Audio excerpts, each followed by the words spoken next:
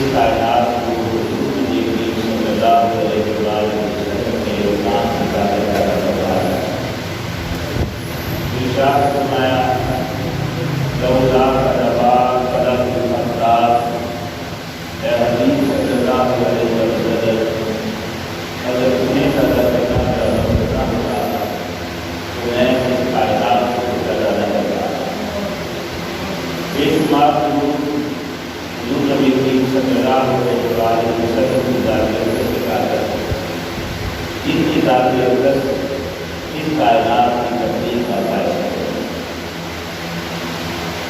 اللہ جل شانہ نے قرآن مجید میں ارشاد فرمایا قل لا اسألکم علیہ اجرا الا المودۃ فی القربی، صدق اللہ العظیم۔ عزیزان گرامی، محرم الحرام کا مہینہ شروع ہو رہا ہے۔ پہلا اشرا پورے ملک میں فاروق حسین علیہ السلام کے اشرے کے وقت منایا جا رہا ہے۔ ابھی منایا جا رہا ہے، یہ لفظ کہنے کو کہا جاتا ہے اور حقیقت کی ضرورت نہیں، اسی خوشی کو منایا جاتا ہے، غم کو منایا نہیں ہے۔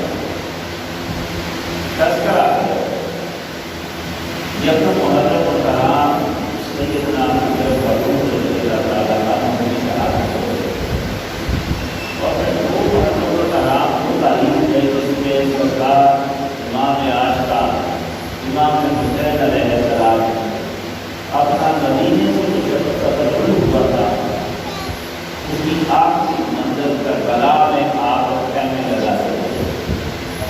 2 محرم سے لے کر 10 محرم کا کہار ہے تکلیف والا دن ہے۔ یہ اشرا محرم الحرام کا یقیناً اس میں تذکرہ سرکار دو عالم صلی اللہ علیہ وسلم کی اہل بیت کا، یہ ہماری مسجدوں اور مدارس ہوتی ہے۔ اللہ کا شکر ہے اس بات کا بھی کہ محرم کا مہینہ ہو یا باقی مہینے بھی ہمارے ممبروں پر حسن و حسین کا نام چلتا رہتا ہے۔ یہ سعادت بھی ہر ملک کو میسر نہیں۔ کئی ایسے ممالک ہیں جن کے نصیبوں میں حسنین کریمین کے نام نہیں لکھے ہوئے۔ یہ شکر ہے اللہ کا کہ ہمیں اس نے سعادت دی۔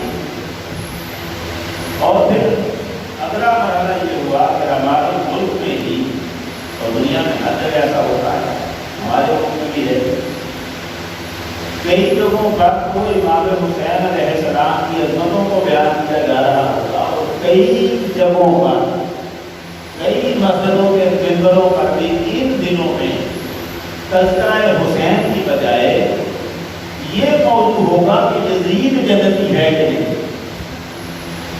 آپ اندازہ کریں کہ ان دنوں میں ایک طرف ہماری مسجدیں ہیں جن کو اللہ نے یہ موقع دیا کہ ہم حسین علیہ السلام اور ان کے جانساروں کا تذکرہ کریں، اور ایک طرف وہ لوگ ہیں جو مخالفین حسین کے لیے اس بات پر فکر مند ہے کہ جنت سے چھیننا چاہیے۔ جنت ان سے چھیننا کیا، جنت تو چھین چکی۔ جو مالک ہے جنت کا وہ تو سامنے مقابلے میں کھڑا ہے، اس کے مقابلے میں تو تلوار نکالی ہوئی ہے جو جنت کے جوانوں کا سردار۔ اب اس سردار کا لفظ ہی اس لیے دیا گیا تھا کہ جنت میں وہی آئے گا جو اس سردار کا غلام ہوگا، ورنہ جنت نہیں آئے گا۔ سردار کا تو لفظ بتا کر حضور نے اشارہ اسی طرف کر دیا تھا کہ اب جسے حسین کی سرداری قبول ہے وہ جنتی ہے، اور جسے حسین کا سردار ہونا قبول نہیں ہے اس کا یہ جنت کا راستہ پورا ہے۔ اہل بیت نبی اکرم صلی اللہ علیہ وسلم کے ان کا تذکرہ کرنے سے پہلے میں عرض کر دوں، پچھلے 2 جمعہ ہم نے ایسے گزارے ہیں 2 جمعے جن میں سیدنا عثمان غنی رضی اللہ تعالیٰ عنہ کا تذکرہ بھی ہوا،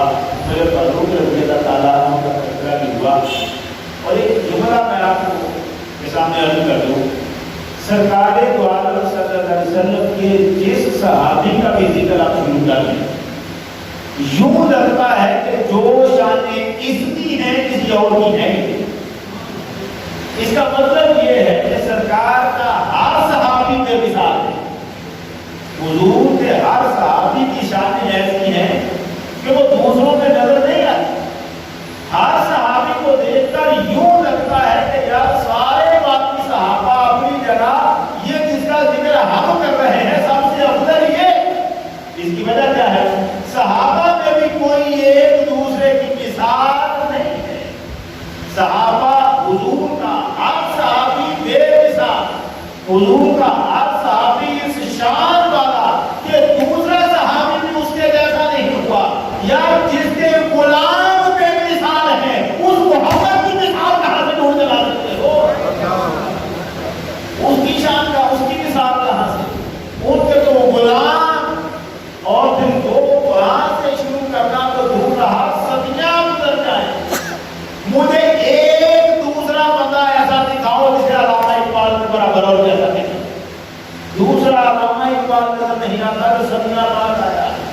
اس کی مثال نہیں ملتی. سرکار کے غلام جو وہاں کھڑے ہیں کہ ہیں مصطفیٰ کی زیارت کرنے والے، ان کی مثال ہے صحابہ.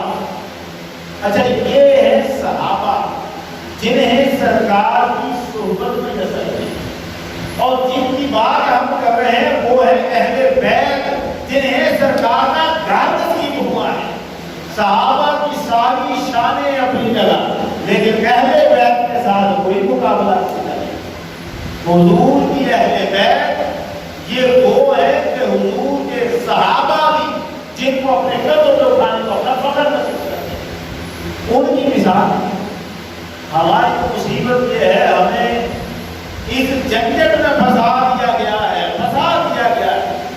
ہماری گفتگو یوں چلتی ہے علی افضل ہے کہ ابو بکر افضل ہے. یہ مصیبت بڑی. افضل کون ہے یار؟ اس رولے سے نکل یہ دیکھ علی وہ ہے کہ سرکار کے افضل ترین صحابہ بھی جسے خود سے افضل سمجھتے ہیں. ہمارے سمجھنے کا معاملہ نہیں، وہاں تو معاملہ ہوتا ہے. یہ جو آیت قرآن میں نے پڑھی ہے، آپ اس کی طرف دیکھیں ذرا. قُلْ لَا أَسْأَلُكُمْ عَلَيْهِ أَجْرًا إِلَّا الْمَوَدَّةَ فِي الْقُرْبَى. اے پیغمبر اکرم صلی اللہ علیہ وسلم آپ ان سے کہتے ہیں، آپ فرما لوگوں.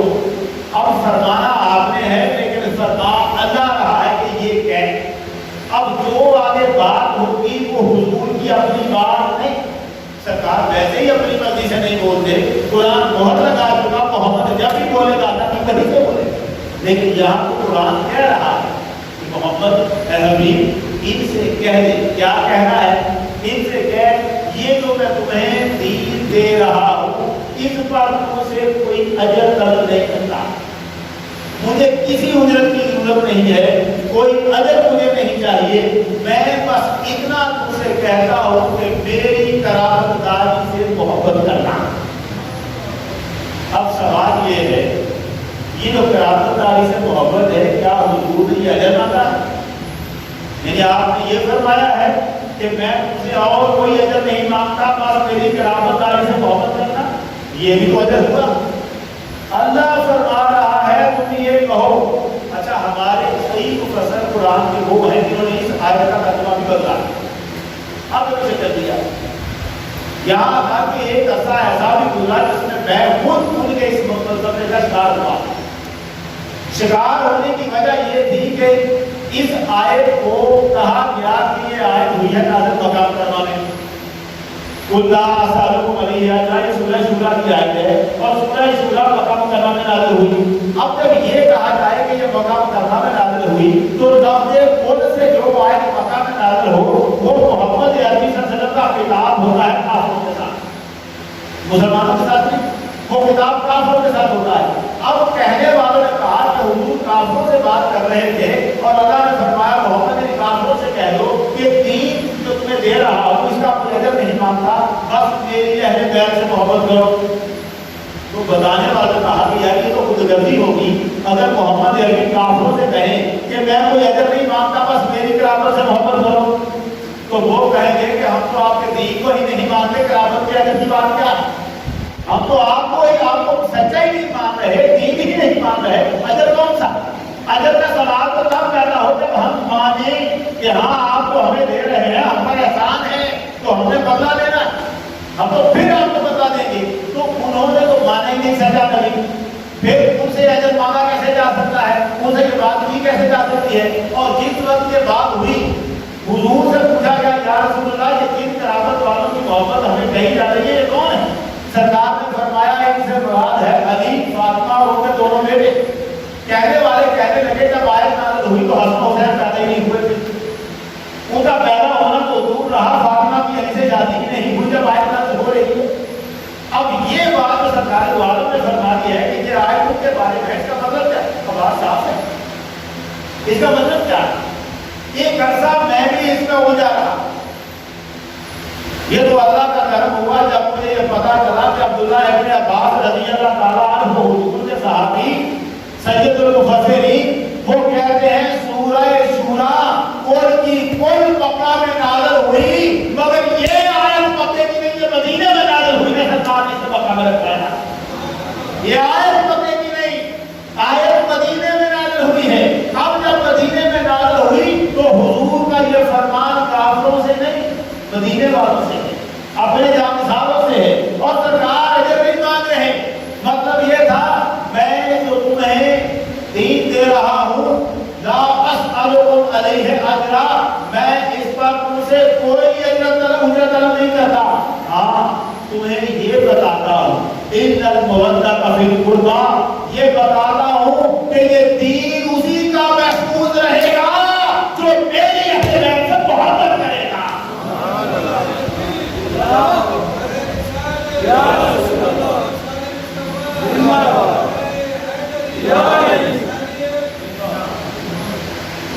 دین تو دے رہا، اب یہ دین اس کا کامل ہوگا اور اس کے ہاتھ میں محفوظ رہے گا جو میری اہل بیت سے محبت کرے گا۔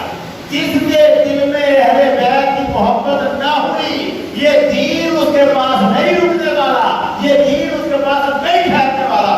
یہ وہ بات ہے جو سرکار دواروں کے فرمان میں بالکل انہی الفاظ میں موجود ہوئی۔ سرکار نے ارشاد فرمایا لوگوں میں تم میں دو چیزیں چھوڑ کر جا رہا ہوں، ان کی تارکم فیکم ما ان تمسکتم بہ لن تضلوا بعدی، لوگوں تم میں وہ دو چیزیں چھوڑ کے جا رہا ہوں، اگر ان کو تھامے رکھو گے تو تم گمراہ نہیں ہوگے۔ یہ توجہ رہے آپ کی لفظوں پر، اگر ان کو تھامے رکھو گے تو گمراہ نہیں ہوگے۔ مطلب یہ تھا اگر ان کو تھامے نہ رکھا تو گمراہ ہو جاؤ گے، پھر دین کا کلمہ پڑھو گے مگر مسلمان نہیں ہوگے۔ ان سے محبت رکھنا کیا ہے وہ دو چیزیں؟ سرکار دوارا نے فرمایا آدھو میں لال آخر، یہ جو دو چیزیں تمہیں دے کے جا رہا ہوں ان میں سے ہر ایک دوسری سے زیادہ عظمت والی ہے۔ آپ یہ لفظ نہیں سن سکیں گے، یہ بڑا عظیم سے لفظ ہے معنی کے اعتبار سے۔ سرکار دوارا نے فرمایا دو چیزیں چھوڑنا جا رہا ہوں، ان دونوں میں سے ہر چیز دوسری سے زیادہ عظمت والی۔ وہ دو چیزیں کیا ہیں؟ کتاب اللہ ہے، حبل الممدود من السماء الى الارض، ان میں سے ایک ہے اللہ کی کتاب، تمہیں چھوڑ کے جا رہا ہوں، یہ اللہ کی وہ رسی ہے جو آسمان سے لے کر زمین تک پھیلی ہوئی ہے۔ ایک تمہیں چھوڑ کر جا رہا ہوں یہ وَإِنْرَتِي أَهْلَ بَيْتِي، اور دوسری چیز تمہیں چھوڑ کے جا رہا ہوں اپنی اہل بیت، میں اپنی اہل بیت تمہیں چھوڑ کے جا رہا ہوں۔ دو چیزیں چھوڑی سرکار دو عالم نے، آپ کی توجہ قائم رہے، آگے ایک مرحلہ کا نازل جانے والا ہے۔ میں تمہیں دو چیزیں چھوڑ کے جا رہا ہوں، ایک قرآن، ایک میری اہل بیت، اگر تم ان دونوں کو تھامے رکھو گے تو گمراہ نہیں ہوگے، اگر تم نے ان دونوں کو نہ تھاما تو گمراہ ہو جاؤ گے۔ ان دونوں میں سے ایک دوسری سے زیادہ عظمت والی ہے۔ اب اس جملے کا معنی کیا ہے؟ جب آیت یا حدیث اس لفظ کی آ جائے، جب جملہ یوں ہو کہ چیزیں دو ہیں، ان دونوں میں سے ایک دوسری سے عظمت والی، تو معنی کیا ہوتا ہے؟ ایک چیز ہے قرآن، ایک ہے میری اہل بیت، دونوں میں سے ایک دوسری سے عظمت والی۔ اس کا معنی یہ تھا قرآن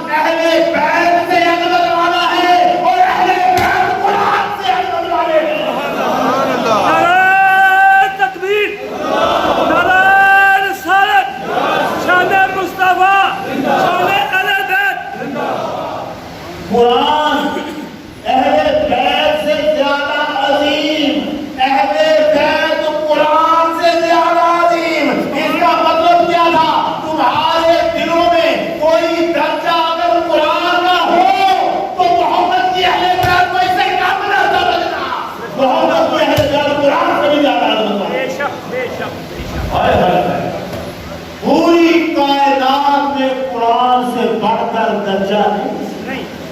اور حضور کیا فرما رہے ہیں؟ قرآن، اچھا لفظ یہ نہیں کہا کہ اہل بیت قرآن سے عظیم ہے، لفظ کیا کہا؟ قرآن اہل بیت سے عظیم ہے، اہل بیت قرآن سے عظیم ہے، دونوں ایک دوسرے سے عظیم ہیں. اس کا مطلب کیا تھا؟ فرمانا یہ چاہتے تھے ان میں کوئی دوسرے سے کم نہیں ہے، ان میں کوئی دوسرے سے کم نہیں. اور اگلے جملے پہ غور رہے، لن یتفرقا، یہ دونوں جدا نہیں ہوں گے، حتی یردا علی الحوض، یہاں تک کہ یہ دونوں حوض کوثر پر میرے پاس آئیں. کہاں آئیں گے؟ میرے پاس. اچھا ایک دو جملے ہیں، یہ پہلے جملے پہ آ رہے ہیں، یہ دونوں جدا نہیں ہوں گے حوض کوثر پر آنے تک، قیامت کے دن تک. اہل بیت قرآن سے جدا نہیں، قرآن اہل بیت سے جدا نہیں. اس کا مطلب کیا ہے؟ اس کا مطلب یہ ہے اہل بیت جو بھی کر رہے ہوں، اہل بیت جو بھی کریں، سمجھ لینا یہی قرآن ہے. اہل بیت، یہ فکرہ میں کہیں لے کے جانا چاہتا ہوں. میری نظر میں اس وقت کچھ جملے ہیں بڑے تپا دینے والے جملے ہیں. اہل بیت جو بھی کریں، سمجھنا یہ قرآن ہے. اہل بیت کا کوئی عمل کبھی قرآن کے مقابلے میں نہیں آتا. اہل بیت جو کرے وہی قرآن ہوگا. اس کا مطلب یہ ہوگا حسین اگر کربلا میں آئے گا تو قرآن کربلا میں آ رہا ہوگا.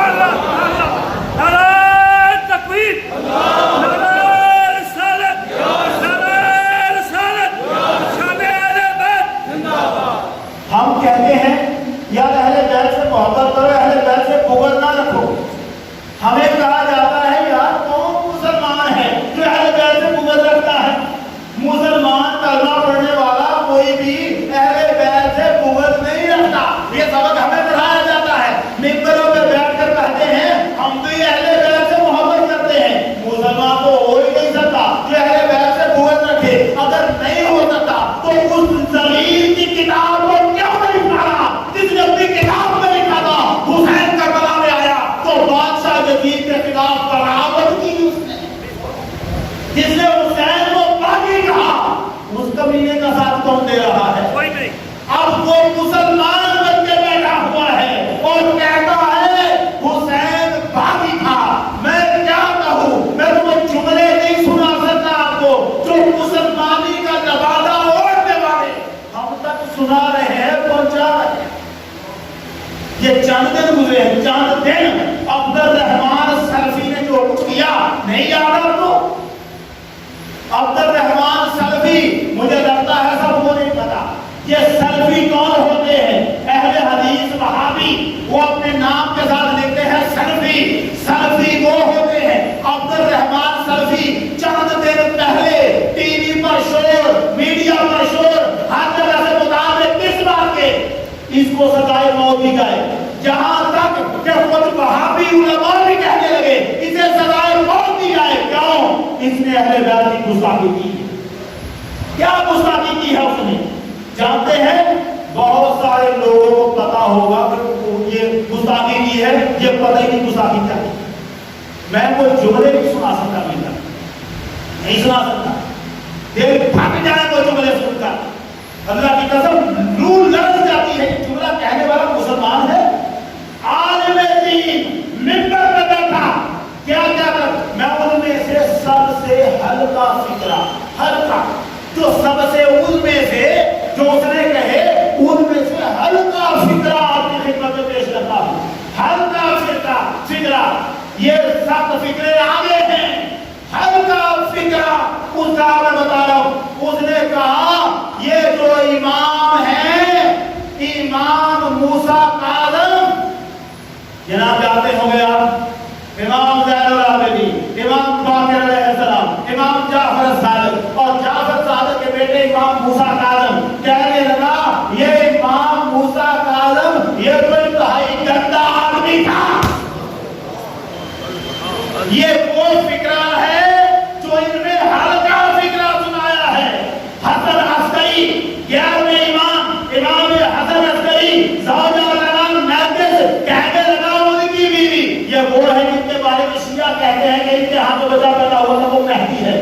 کہتے ہیں امام مہدی نے پیدا ہونا ہے. یار مگر اہل بیت کے امام ہمارے سارے امام ہیں. اہل بیت کے اماموں کی عزت وہ اہل بیت کے امام ہیں. ان کے برابر کون ہو سکتا ہے؟ کیا کہتا ہے یہ ظالم؟ یہ ظالم کہتا ہے وہ جو نرگس تھی کشتی اور تھی. مجھے بتاؤ وہ مسلمان ہے، نام کیا ہے؟ عبد الرحمان نام ہے. اب کوئی کہے مسلمان تو اہل بیت سے بغض نہیں رکھتا، اسے محبت کہتے ہو؟ یہ ہے اہل بیت کی محبت. محمود عباسی کہاں بیٹھا؟ کراچی میں، پاکستان کا بندہ، مسلمان، عباسی خاندان سے تعلق رکھتا ہے، اور لکھتا کیا ہے، کہتا کیا ہے؟ حضور کی بیٹی سیدہ فاطمہ کے بارے میں کیا کہتا ہے؟ فاطمہ اتنی سی تھی قد کے اوپر، سیدہ فاطمہ کے قد کے اوپر یہ تبصرہ کرتا ہے، اتنی سی تھی. یہ فکرہ کتنا نازک ہے آپ نہیں سمجھ سکتے. خبیث لوگ اکٹھے ہوئے. عبد الرحمان سلفی نے جو گستاخیاں کی، صحابی علماء نے بھی کہا ہرگز ہم میں سے نہیں ہے، اس کا ساتھ ہمارا کوئی تعلق نہیں. اور تمہارا تعلق تو نہیں. مجھے بتاؤ کبھی سنیوں کے ہاں بھی ایسا بندہ آیا ہے کہ فاطمہ کے گستاخ کو؟ کبھی اہل سنت ہم پر تم نے فتوے لگا رکھے ہیں، یہ شرک کرتے ہیں، یہ مشرک ہیں. اللہ کی قسم ہم جیسے بھی ہیں محمد کی آپ کے غلام ہیں. سبحان اللہ، سبحان اللہ، ماشاء اللہ، ماشاء اللہ.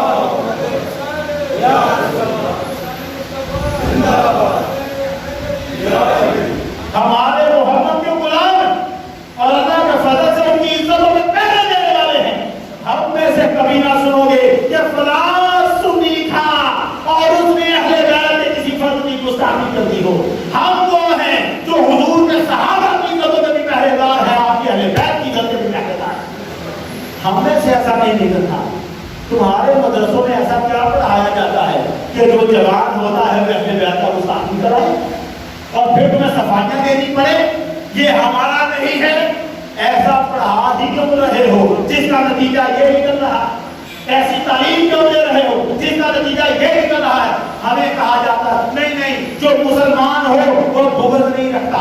سنو محمد عربی کا فرمان، سرکار دو عالم کا فرمان سنا رہا ہوں. سرکار دو عالم صلی اللہ علیہ وسلم نے فرمایا فَلَوْ أَنَّ رَجُلًا صَفَمَ بَيْنَ الرُّكْنِ وَالْمَقَامِ وَصَلَّى وَصَامَ وَهُوَ مُبْغِضٌ لِآلِ بَيْتِ مُحَمَّدٍ دَخَلَ فِي النَّارِ. سرکار نے فرمایا اگر کوئی شخص حجر اسود اور مقام ابراہیم کے درمیان رہے، کہاں رہے؟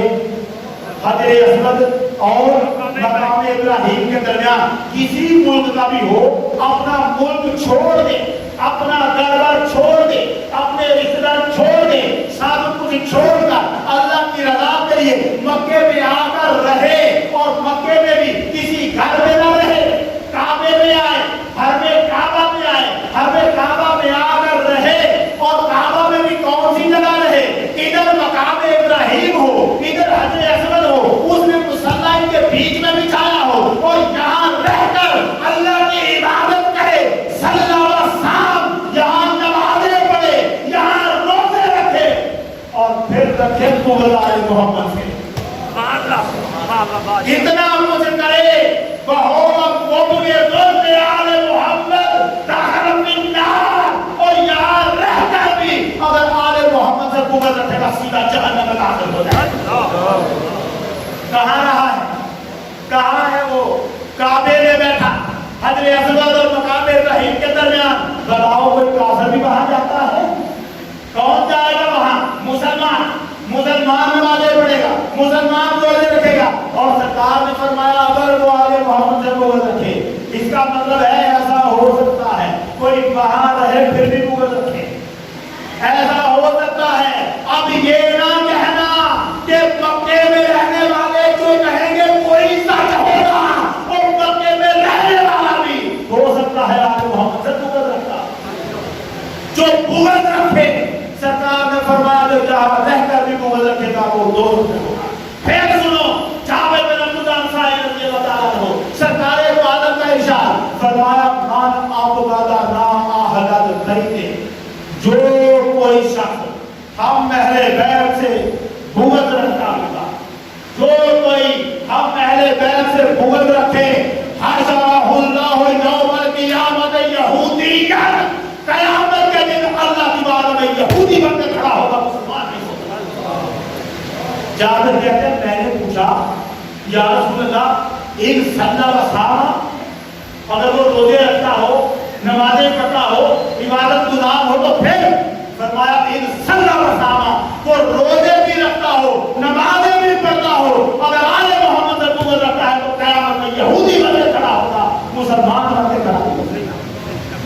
کیا سمجھتے ہو اہل بیت کے مقام سے؟ اہل بیت کا مقام ایسا ہے، جرت نہیں کسی کی ان کی عزت و عظمت اور ان کی محبت سے اپنا دامن چھڑا کے پھر کہے ہاں میں بڑا پکا مسلمان ہوں، نہ نمازوں کی حیثیت نہ روزوں کی حیثیت، وہ کیا شعر ہے، دیے جا اذانیں پڑھے جا نمازیں، دیے جا اذانیں پڑھے جا نمازیں، سجدوں پہ سجدے کیے جا، نمازیں اسی کی اذانیں اسی کی جسے پنجتہ کا گھرانہ ملا ہے۔ نعرہ تکبیر، نعرہ رسالت، شان مصطفیٰ، شان اہل بیت۔ ایک طرف وہ جو بغض رکھتے ہیں اہل بیت کے ساتھ، اور دوسری طرف وہ دشمن کھڑا ہے جو محمد عربی کے صحابہ کو اہل بیت کا بغض بتاتا ہے کہ وہ دشمن تھے اہل بیت۔ ہم اہل سنت و جماعت کہاں کھڑے ہیں؟ دو حدوں کے درمیان۔ ہمارے ایک طرف وہ لوگ ہیں جو اہل بیت سے بغض رکھتے ہیں، ان کے سامنے ابو بکر کی تعریف کرو کوئی پریشانی نہیں، عمر فاروق کی تعریف کرو کوئی پریشانی نہیں، عثمان غنی کی تعریف کرو کوئی پریشانی نہیں، اور مولا علی کی تعریف کرو ان کے ماتھے پر بال پڑتا ہے، کہتے ہیں یار صاحب باقی صاحب کا بھی ذکر کرو نا، باقی صاحب کا بھی ذکر کرو، تمہیں رش پڑ رہا ہے؟ جب آپ ابو بکر کی بات کر رہے تھے تب تم نے نہیں کہا باقی صاحب کا ذکر کرو، جب آپ عمر فاروق اور عثمان غنی کی بات کرتے تھے تب تو سنتا رہا، اور علی کا ذکر آیا تو تجھے رش پڑ گیا، اب تیرے ماتھے پہ شکن آ گئی، نہیں باقی صاحب کا بھی ذکر کریں، ہم سارے صحابہ کا ذکر کرتے ہیں، مگر جب بات علی کی جاتی ہے تو پھر صرف علی کا ذکر، سبحان اللہ، سبحان اللہ، پھر صرف علی کا ذکر ہوگا، پھر صرف علی کا۔ ایک طرف ہمارے وہ ہیں جو اہل بیت سے تعلق توڑے ہوئے، دوسری طرف وہ ہیں جو نبی کے صحابہ سے تعلق توڑے ہوئے۔ اللہ کا شکر ہے ہم صحابہ کے بھی غلام ہیں، محمد یار کے بھی غلام ہیں۔ سبحان اللہ، سبحان اللہ، ماشاء اللہ۔ جتنے مرضی گناہگار ہو جائیں، اہل سنت کے سر پر اللہ نے یہ اعزاز رکھا ہے، یہ سرکار کی عزت و عظمت کے پہرے دار رہیں گے، حضور کی اہل بیت کی عزت کے پہرے دار رہیں گے، حضور کی صحابہ کی عزت کے پہرے دار رہیں گے انشاءاللہ۔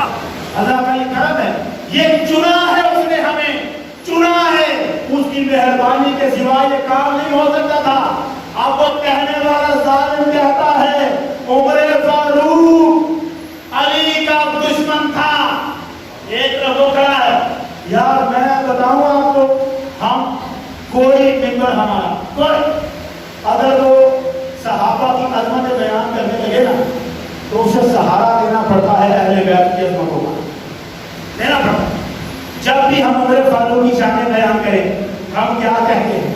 یہ وہی عمر ہیں، تقسیم کیا، مدائن فتح ہوا، مدائن فتح ہوا، مال تقسیم کر رہے ہیں، امام نے حسن سے شروع کیا، سارے کھڑے ہیں، صحابہ بھی کھڑے، تابعین بھی کھڑے، عمر فاروق مال تقسیم کرنے لگے، آغاز کرنے لگے، اب لوگ لائنوں میں کھڑے ہیں، مال کس کو دیتے ہیں؟ سرکار نے فرمایا حسن کہاں؟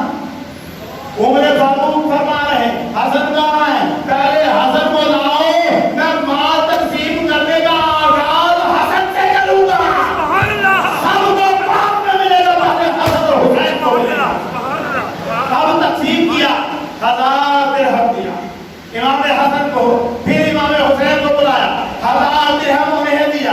عبداللہ بن عمر اپنا بیٹا عمر فاروق کا آیا، عمر فاروق نے اسے 500 درہم دیا، حسن کو کتنا؟ 1000، حسین کو کتنا؟ 1000، اپنے بیٹے کو کتنا؟ 500۔ بیٹا کھڑا ہو گیا، کہنے لگا ابا جان یہ کیا کر رہے ہیں؟ آپ تو عدل کرتے ہیں، آپ تو انصاف کرتے ہیں، ذرا میری قربانیوں پر تو نظر ڈالیں۔ انا رجل مستقبل، میں جوان آدمی، آدھے کو بھائنا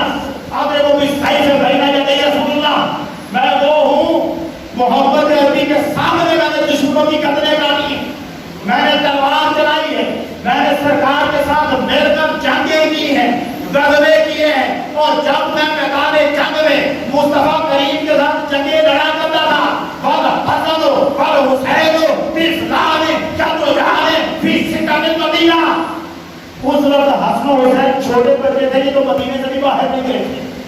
یہ مدینے میں کھیلا کرتے تھے, میں جگہ رہا کرتا تھا, مجھے 500 درہم دے رہے ہیں, ان کو 1000 میرا حق زیادہ بنتا.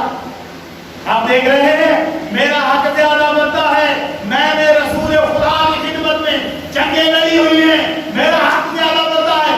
مجھے 500 دیا, ان کو 1000 دیا. مجھے بتائیں گے انصاف ہے؟ کیا جواب تھا میرے فاروق کا؟ کل میں کہتا ہوں سنیوں کو چھوڑ دو, ہماری کتابیں چھوڑ دو. کوئی شیعہ دل پہ ہاتھ رکھ کے کہے کہ ان کی کتابوں میں نہیں لکھا. یہ شیعہ کی کتابوں میں بھی لکھا ہوا ہے. عمر فاروق نے کہا تو میرے عدل کو للکارتا ہے. حل لمن ابن کا ابھی ہے ماں. کیا جملہ عمر فاروق نے کہا؟ تو تیرا باپ ان کے باپ جیسا ہے. عمر کہہ رہے ہیں تو بات کر رہا ہے, میں تیری قربانیوں کو دیکھوں گا, محمد کے لہو کو دیکھوں. نعرہ تکبیر, نعرہ رسالت, نعرہ بیت. میرا باپ ہمیشہ سے ہر کتاب شیعہ کی اٹھائیں, ان کو بتائیں یا تو اپنی کتابوں سے یہ جملے نکال دو, اور یا پھر سمجھو کہ عمر علی کا دشمن نہیں ہے. جملہ کیا ہے عمر فاروق کا؟ ہر لمن ابن کا ابھی کما. بتا کیا تیرا باپ ان کے باپ جیسا ہے؟ اس جملے کا مطلب سمجھتے ہو کیا ہے؟ میں عمر علی جیسا نہیں ہوں. بے شک تیرا باپ, اس کا باپ کون تھا؟ عمر. کیا کہہ رہے ہیں؟ کیا تیرا باپ ان کے باپ جیسا ہے؟ ان کا باپ تھا علی اور کہنے والا ہے عمر. اس کا مطلب یہ تھا عمر کہہ رہے تھے اور میں عمر علی جیسا نہیں ہوں. بے شک عمر خود کہے میں علی جیسا نہیں ہوں, اور تو کہتا ہے عمر افضل ہے کہ علی افضل ہے. تو تو اسے رونے میں پڑا ہوا ہے, تو اس جنگت میں پڑا ہوا ہے. تجھے نہیں پتا عمر نے کیا کہا؟ شجرہ سنا دیا عمر نے. اور میں کہتا ہوں اہل بیت کی جتنی عمر بیان کرو عمر فاروق کے اس فرمان کے برابر نہیں آتی. کیا کہا عمر نے؟ حلق عبد کا ابی ہبا و ام کا ابی ام ہبا و جد کا جد ہبا و جدد کا جدد ہبا و ابو کا اب ہبا و خالو کا خال ہبا. شجرہ سنا دیا. کیا تیرا باپ ان کے باپ جیسا ہے؟ کیا تیری ماں ان کی ماں جیسی ہے؟ کیا تیرا دادا, کیا تیرا نانا ان کے نانا جیسا ہے؟ بتا کیا تیری نانی ان کی نانی جیسی ہے؟ اور تیرا چچا ان کے دادا جیسا دکھا, اپنا کوئی ماما ان کے مامے جیسا دکھا دے. اور پھر نام لے لے کے کہا ابو ہوگا علی کے مرتضی. جن کی بات کرنے آیا ہے ان کے باپ کا نام علی کے مرتضی ہے. ام ہوگا فاطمہ الزہرا, اور ان کی ماں وہ ہے جو جنت کی عورتوں کی سردار. ان کا نانا وہ ہے جو محمد خاتم المرسلین ہے. ان کی نانی وہ ہے جسے خدیجہ الکبریٰ کہا جاتا ہے. ان کا چاچا وہ ہے جو جنت میں پروں کے ساتھ ہوتا ہے جعفر طیار. ان کا ماما وہ ہے جو رسول خدا کے گھر میں ابراہیم پیدا ہوا تھا. مجھے بتا ایک بھی ان جیسا ہے تو لے یا اپنے آدم کے آدھا دے دینا. مجھے بتاؤ عمر نے یہ کیا کہا؟ اب تو کہتا ہے عمر اہل بیت کا دشمن ہے. آج نے اور سناؤں الریاض النظرہ جلد نمبر 2 صفحہ نمبر 340 پہ کیا لکھا ہے. عمر فاروق رضی اللہ تعالیٰ عنہ نے سنا, کسی نے آ کے بتایا, کسی نے اس نے آ کے بتایا میں علی کی مجلس میں بیٹھا تھا اور حضرت علی نے فرمایا میں نے رسول خدا سے سنا ہے حضور فرما رہے تھے سراج و اہل جنت عمر بن الخطاب. اہل جنت میں بیٹھے ہوں گے اور اچانک سے روشنی نمودار ہو جائے گی. پلٹ کے دیکھیں گے سورج کہاں سے چڑھا تو دیکھیں گے عمر فاروق چلوانا ہوا ہے. جنت میں سورج بن کر جو چمکے گا وہ عمر بن الخطاب ہوگا. یہ بات اس نے بتائی عمر فاروق کو کہ میں نے سنا, میں علی کی مجلس میں تھا, حضرت علی سنا رہے تھے لوگوں کو کہ حضور نے فرمایا ہے اہل جنت کا سورج عمر ہے. عمر فاروق نے جب بات سنی, روایت کے الفاظ سننا, فقام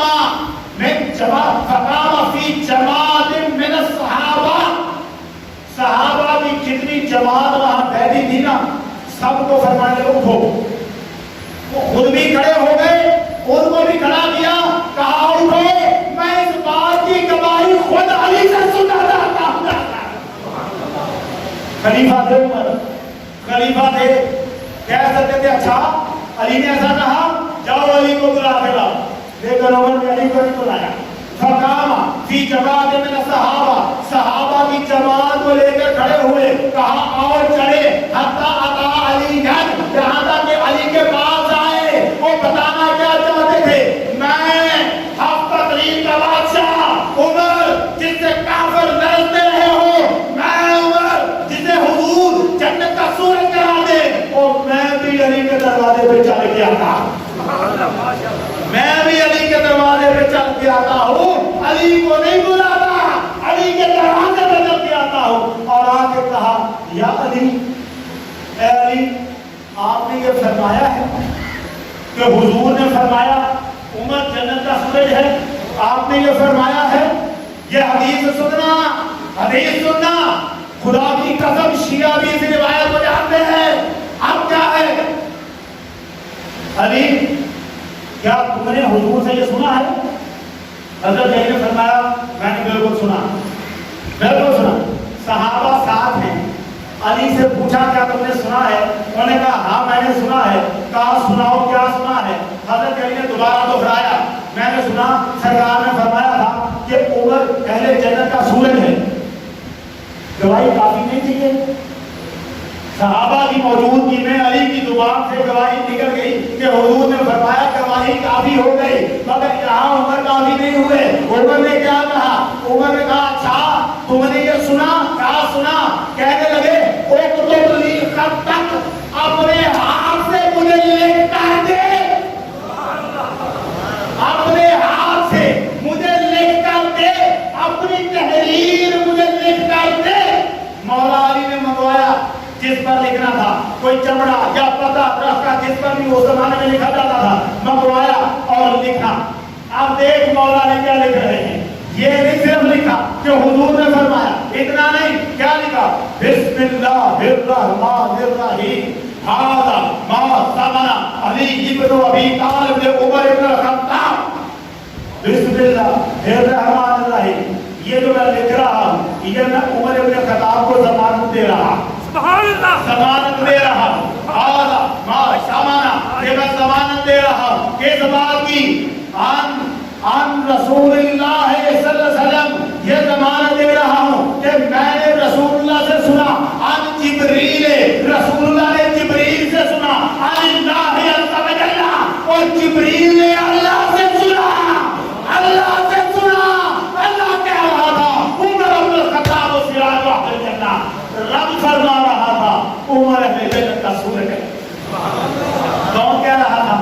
اللہ، اللہ۔ اچھا اللہ سے سنا جبریل نے، جبریل سے سنا محمد عربی نے، اور سرکار سے سنا مولا علی نے۔ مولا علی نے لکھ دیا، لکھ کر عمر فاروق کو پکڑایا، جو ہی عمر نے وہ جو پکڑ کر روایت کیا کہتی ہے، فَآتَاهَا أَوْلَادَهُ، پاس آپ کے بیٹے تھے، وہ جو دکھا تھا اپنے بیٹوں کو پکڑایا، کہنے لگے خودھا پکڑو اسے، فَإِذَا أَنَا مِتٌ، جب میں مر جاؤں، فَغَسَّلْتُمُونِي فَكَفَّنْتُمُونِی، پھر تم جب مجھے غسل دے دو، لفظوں میں توجہ ہے، جب تم مجھے غسل دے دو اور جب مجھے کفن پہنا دو، فَأَدْرِجُوهَا فِي كَفَنٍ وَكَفَنٍ، میرے کفن میں یہ پرچہ رکھ دینا، سبحان اللہ، یہ پرچہ میرے کفن میں رکھ دینا، اور مجھے اس پرچے سمیت دفن کرنا، میں قیامت میں اللہ کے سامنے علی کا پرچہ لے کے ڈالا جاتا۔ نعرہ تکبیر، نعرہ رسالت، شان عظمت مصطفیٰ، شان صحابہ، شان اولیاء، نعرہ حیدری۔ یہ عمر، اور تو کہتا ہے عمر دشمن ہے، میں کیا آپ کو سناؤں؟ ہمارے دو طرف یہ لوگ کھڑے ہیں،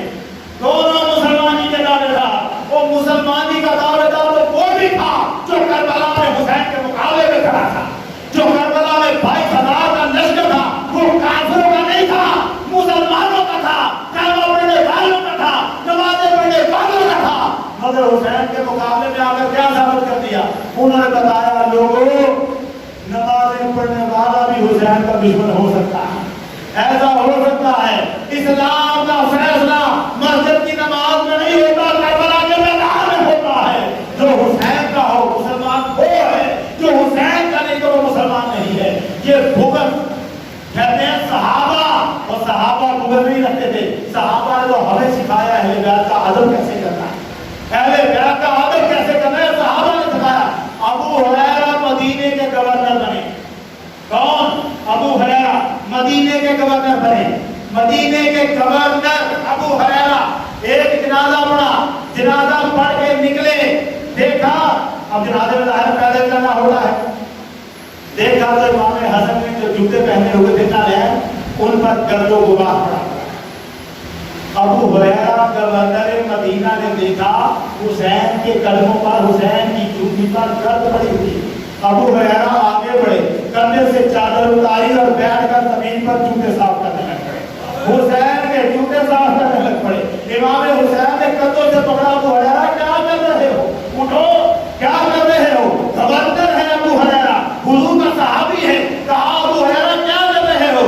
ابو ہریرہ کہنے لگے حسین اللہ کی قسم لوگوں کو پتہ ہی نہیں ہے میرا کتنا اونچا مقام ہے، لوگوں کو پتہ چل جائے محمد کو مجھ سے زیادہ پیارا کوئی نہیں تھا، یہ میرے قدم زمین قدم نہیں ہے، اور لوگوں کو تو پتہ نہیں ہے اہل بیت کون ہے، اہل بیت کا مقام و مرتبہ کیا ہے، ان کی عظمت۔ کہنے والے کہتے ہیں میں کیا کیا سناؤں آپ کو، جس طرح نماز فرض، بڑی محبت کی بات، جس طرح نماز فرض اس طرح اہل بیت کی محبت فرض، جس طرح زکات فرض اہل بیت کی محبت فرض، ہاں فرض ہے شک نہیں، مگر میں کہتا ہوں ایسے نہیں جیسے نماز ہے۔ نماز فرض ہے، اہل بیت کی محبت اس سے بڑا فرض ہے۔ یہ اس لیے کہ تو نمازیں پڑھ کر اگر اہل بیت سے بغض رکھے گا تو تیری نماز میں اللہ قبول نہیں کرتا۔ سرکار دو عالم نے فرمایا طبرانی شریف موجب الوسط 2230 نمبر حدیث، حضور سید عالم نے فرمایا لا ينفع عبدا عملہ، کسی شخص کا عمل اللہ کی بارگاہ میں قبول ہی نہیں ہے الا بمعرفت حقہ، جب تک پہلے بیت کے مقام و مرتبے کو پہچانتا نہیں ہے، جب تک پہلے بیت کے حق کو نہیں جانتا، ان سے محبت نہیں کرتا، تب تک اس کو اللہ کی بارگاہ میں اس کا کوئی عمل فائدہ نہیں دے گا۔ ایویں ہی دنیا علی علی نہیں کر رہی، ایویں ہی علی کے نعرے نہیں لگ رہے، ایویں نہیں کہا جا رہا کہ علی کیا کوئی چیز نہیں، ایویں نہیں، اس کی شانیں الگ ہیں، اس کے مرتبے الگ ہیں۔ ابو بکر عمر عثمان علی عثمان سب ہمارے سر پر تاج ہیں، مگر مصطفیٰ نے جو محبت علی کو عطا کی ہے یہ محبت کی تو اس کی تو مثال ہی نہیں، اس کی کوئی مثال نہیں۔ اہل بیت کی محبت ہمارا ایمان، ہم اس محبت پر کھڑے اور وقت کو گزارتے ہوئے رہنا، بڑی بڑی عبادتیں کرتے ہیں۔ میرے زئیوں کو دیکھو نا کبھی نماز پڑھتے ہوئے تو ہم سوچے یار عبادت تو یہ کرتے ہیں، ہماری عبادت کیا ہے؟ میرے زئیوں کے اخلاق بہت اچھے، ان کی نمازیں بہت اچھی، ان کے روزے بہت اچھے، سارا کچھ اچھا، مگر محمد کے گستاخ ہیں کہ نہیں ہیں؟ وہ رسول خدا کے گستاخ ہیں کہ نہیں ہیں؟ کہتے ہیں ہم گستاخ نہیں، مگر گستاخ ہیں۔ اسی طرح یہ دنیا کہتی رہے ہم اہل بیت کے گستاخ نہیں، ہمارے پاس تو کتابیں ہیں۔ آج بارش نہ ہوتی، میں ایک پروگرام پہ نہ آیا ہوتا تو میں نے کتابیں نکال کے رکھی ہوئی تھی جو کو لا کے دکھاتا کہ مسلمانوں نے لکھی ہیں اور اہل بیت کی توہینیں کیسے کیسے کی، اہل بیت کی گستاخیاں کیسے کیسے کی ہیں۔ ہمیں کہا جاتا ہے بڑا، میں خود بھی سوچتا ہوں یار آرام سے پیچھے پیچھے انداز بات کر، میری مجبوری ہے، میری نظر میں جو جملے ہیں مجھے تپا دے، اور پھر جب کوئی بندہ کہتا ہے تو بڑے محبت کرنے والے ہیں تو مجھے رش پڑ جاتا ہے، یار کوئی سیدہ فاطمہ کی شان میں گستاخیاں کرے پھر بھی محبت کرنے والا، کوئی علی کی توہین کرتا رہے۔ ہمارے علماء غلطی سے بھی ایک جملہ سناؤں، لکھنے والے لکھتے ہیں، کیا لکھا؟ انہوں نے کہا ابو بکر صدیق سے فاطمہ ناراض ہو گئی، یہ شیعہ کی بات نہیں کر رہا، ان کی تو الگ ہے، یہ وہ ہے جو ہمارے ہم چاہے، ہمارے بعد لوگ کہاں پھنس جاتے ہیں، کہنے لگے وہ فاطمہ تو ناراض ہو گئی ابو بکر سے، ابو بکر نے جا کے حدیث سنائی सुना दी तो अब फातिमा की जिम्मेदारी थी वो नाराज ना हो। अब अगर फातिमा नाराज होती है तो हो, जो आप देख रहे हैं ये वो हैं जो बेचारे बड़े इल्म वाले लोग हैं, मगर फातिमा ज़हरा का अदब कहा है, कैसे कर रहे हैं। अगर फातिमा नाराज हो गया, अबू बकर तो हदीस पे चल रहे हैं, अगर फातिमा नाराज होती है तो हो, इससे अबू बकर का कुछ नहीं बिगड़ता। और मैं कहता हूँ सीधी बात ये है, सैयदा फातिमा हार गए, अबू बकर से नाराज नहीं हुई थी, ये बंद करत कहा गया है। और अगर अबू बकर से नाराज हो जाए तो फिर मैं कहूँ अबू बकर हो, उमर हो, उस्मान हो, कोई हो, जिससे फातिमा नाराज है मोहम्मद मुस्तफा भी से नाराज है, मोहम्मद उसी से राजी हैं जिससे फातिमा तो ज़हरा राजी है। ऐसा न कहे कि फातिमा होती है वो नाराज, ऐसा न कहे सैयदा फातिमा तो ज़हरा अली मुर्तज़ा क्या कहा बेदम ने, बेदम यही तो बात है मकसूद कायनात, बेदम यही तो बात है मकसूद कायनात, खैरुन्निसा हसन हुसैन मुर्तज़ा अली, और यही तो बात है जो इस पूरी कायनात की रौनक है, जीनत है। अहले बैत का दामन हाथ में है तो दीन महफूज है, अहले बैत को छोड़ा दीन हमारे पास नहीं है। अल्लाह ताला हमें सहाबा का भी अदब करने की तौफीक अता फरमाए और अहले बैत से मोहब्बत और अदब को हमारा ईमान जैसा उसने बनाया है हमें इसी पे कायम रखे। तो आखिर दवाना अल्हम्दुलिल्लाह।